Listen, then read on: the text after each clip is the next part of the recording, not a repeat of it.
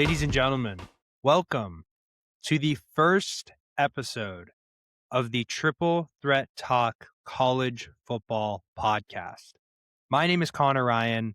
I am your host for this brand new show in the Triple Threat Talk universe, and welcome. Very excited to have you all. Very excited to get this going. This has been a little bit under the works for a couple of weeks now, a couple of months. Just want to put this out there. It is not a solo show. This is also not replacing Triple Threat Talk, the original show. Jonah is very much still alive and well. That is my boy from day one. He is going to be here till the end of this ride, whatever you want to call it. But we're here. We are here now. And this is a new show. Jonah, I know, isn't nearly as big of a college football fan as myself. And I wanted a show to be able to talk about it more. Now, will this be also about other things within football? Of course. Will I be co-hosting? Will I be hosting the show by myself? I will not. My good friend Hunter will be joining the show. It is just due to scheduling things. We were not able to get him on for this episode. But anyway, it doesn't matter. This is episode 1, technically episode 0. We'll call it episode 0. This is episode 0. It's just going to be a quicker, more introduction to the podcast, essentially.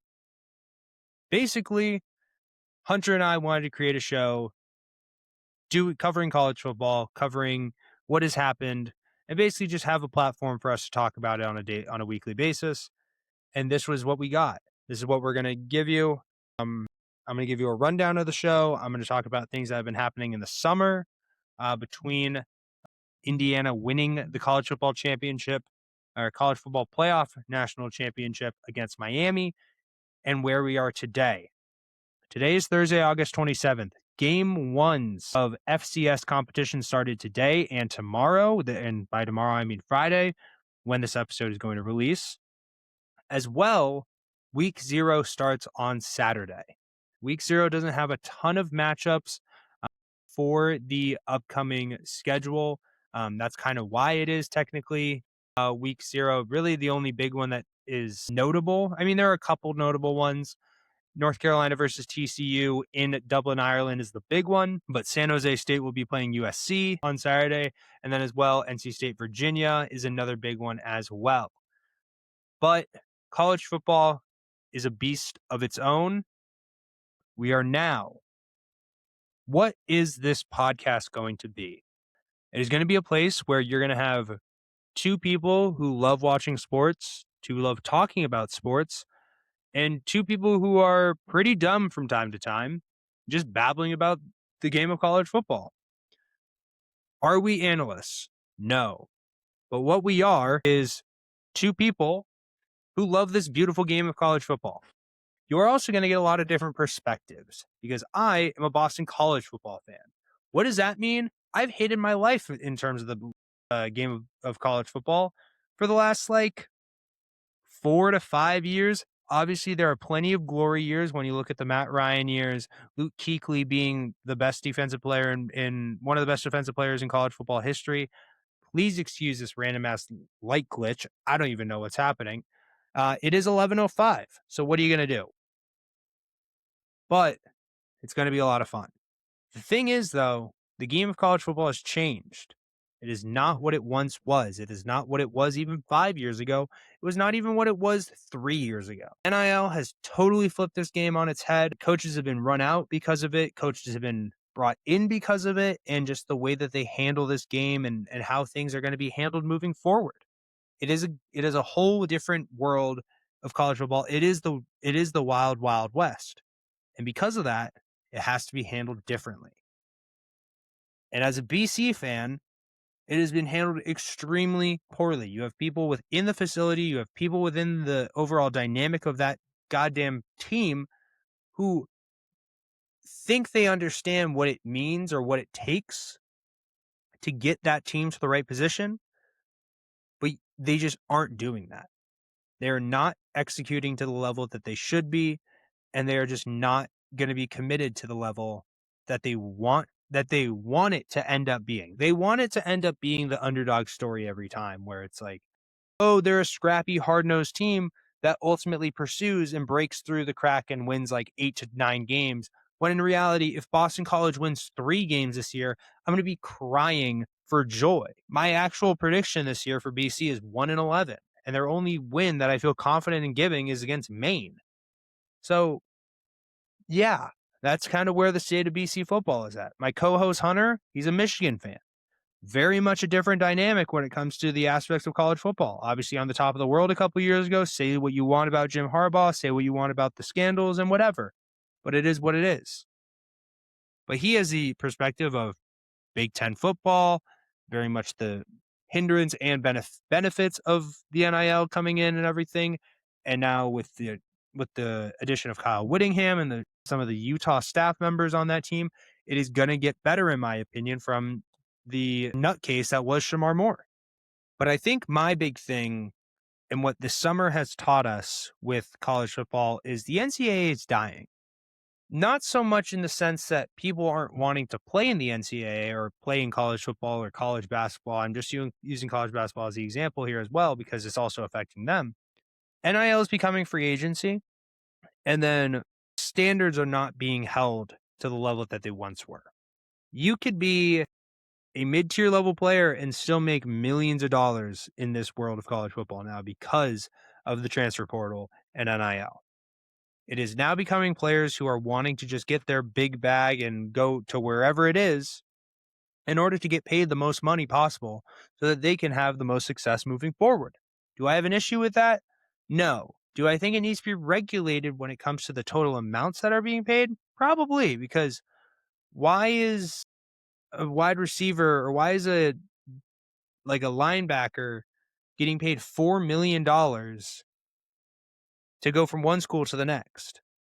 And people are wondering why why players want to have this 5th year eligibility. And that brings me to my second point.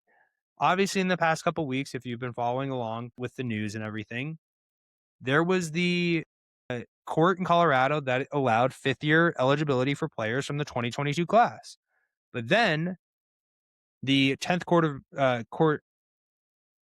chair court, I think it was, of appeals basically came through and said, we're not allowing that. And then as well, all 4 of the Power 4 conferences, the SEC, ACC, Big 10, and Big 12, all officially, as of today, August 27th, the ACC being the last, said, we are not going to allow players who were drafted or were on professional teams to come back to college level players. And it's just a money factor. It's obviously a money factor. If you have the opportunity to play in less games, be in a better environment, an easier lifestyle for you, and to ultimately make 5 to 8 times more money than you could have in the pros, yeah, who wouldn't? NFL is way different than the NBA in the regard that if you are younger, you're going to be valued a lot more, and then you are going to have a lot more opportunity to make a lot of money.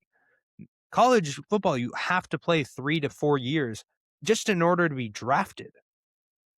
You're automatically going to be 21, 22 years old by the time you get drafted just because of the laws of the game. Now, obviously, the NCAA has clearly not cared about the laws of their game because of how, and Ed Orgeron put it best, SEC football before the NIL became official was bringing money through the back door. Now it's you bring money through the front door. It's as simple as that.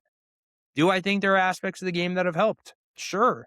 It's allowing for more diversity. It's allowing for more players to get the chance and their opportunity to grow. It's also allowing more teams to have a chance.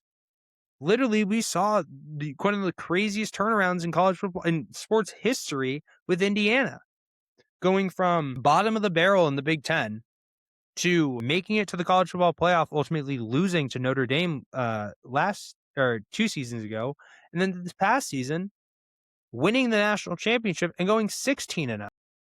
I think the first team in college football history to do so. Yes, it's changing. There are things that are the dynamic of college football is totally different than what it once was. People would be in trouble for signing for selling a helmet because it had their signature on it. And you couldn't put jerseys, you couldn't sell jerseys with their name on it because of the whole NIL, because of their name, image, and likeness. Now, you got people cease and desisting universities because of them wanting to reuse their number. Which, by the way, Jaden Daniels, shut up. You don't deserve that. Joe Burrow hasn't said anything about number 9 and didn't ask for them to not use it. They just choose to not use it. Why? Because nobody is going to be able to live up to the standard of what Joe Burrow did in his senior year. There are plenty of players who rewear numbers. Number 7 at LSU is reworn by all the best players for obvious reasons. Grow up. Anyway, sorry, random tangent. And that's another thing that you'll be seeing on this podcast is plenty of tangents, because Hunter and I are two very sporadic people. When we go off on something, we will just follow that trail and then let it run. We might come back to that original point. We might not, but it is what it is. I just think the direction that college football is going, I think the direction that the NCAA is allowing it to go is incredibly dangerous. You can just go to court, bring your case in front of a judge, and if the judge is the fan of your team, they're just going to allow it. Todd Monken just put it best. He literally got a call from Lane Kiffin in regards to that tight end that was with the Browns, got waived, cleared waivers, and then signed with LSU after being at Ole Miss last year. Then Todd Monken was like, all right, now it makes sense on why I got that call. It's as simple as that. I think it's also pretty ridiculous with the direction that everything is going for college football and everything. I don't think that it should be a factor that, I just don't think that I don't think courtrooms should be allowed to have this jurisdiction on players getting in. Students don't get don't get to go in front of a judge and say, hey, I get this extra opportunity to get another year of school. No, you get 4 years and you move on. There's so many players who could have benefited back in the day. Now, obviously, is that back in the day? Of course it's back in the day. But it's you will never see another walk-on again unless it's to a low-level school. And then if they play well, they're just going to get cherry-picked by a big-time school because a coach sees something and then is saying, I want this guy to be a part of my football program. Well, obviously. There's 105 slots for players. With what NIL has done, it takes away the opportunity for walk-ons. It takes away opportunity for developing players. It takes away opportunity for just any player to get a chance, because they're going to obviously play the guy that they pay a ton of money to so that they can get on. And then if that doesn't work, they're just going to try and find another guy. And then it's just going to be a cycle of repeating and repeating and repeating and repeating. I digress. Again, we're keeping this episode short because there's no reason for it to be a long episode. The format of this show will be us recapping games from the previous week, anything that stands out, some of the major matchups and everything like that. We're going to break down essentially 5 to 6 matchups that we see for this upcoming week that are headliners for us. We're going to give our picks. We're going to give our thoughts. And as well, we're going to have some conversations about what are some of the top 5 this, what are some of another ranking system or anything like that.